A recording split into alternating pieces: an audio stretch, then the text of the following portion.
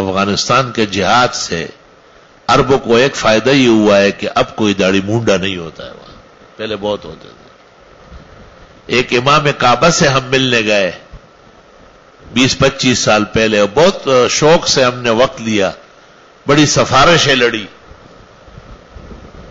پھر ہمیں کہا گیا کہ جمعے کے دن صبح 8 اور 10 کے درمیان میں آ جائیں۔ ہم 8:30-9 بجے کے قریب وہاں پہنچ گئے، انہوں نے دروازہ کھولا ہو، ہمیں ویلکم کیا، خوش آمدید کیا اور اندر کا آئے تشریف لائی۔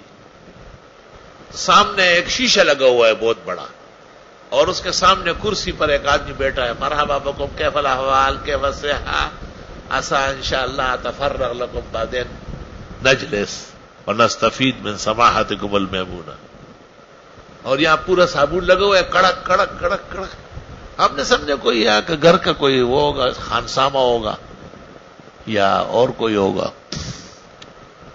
اس نے اس دوران کہا کہ الیوم یوم الجمعہ عسى ان تأتی لی نوبہ وانا القی علیکم کلمہ فینبغی ان اتزین ادبا واحتراما للجمعہ۔ آج جمعے کا دن ہے، ہو سکتا ہے میرا نمبر آ جائے تو میں خوبصورت ہو جاؤں جمعے کے لیے۔ جمعے کا احترام یہ ہے کہ داڑھی صبح صبح منڈوا۔ This video edited by Mufti Online. Please پھر جمعے کی subscribe. نماز میں منصور بھائی نے کہا وہی امام ہے، او کس کی رومال باندھا ہوا ہے اور اوپر رومال ہو، جبہ ہو، یوں اور اس طریقے سے آنسو سے رو رہا ہے خطبہ دے رہا ہے، کہا وہی امام ہے یہ صبح جو ہم ملے۔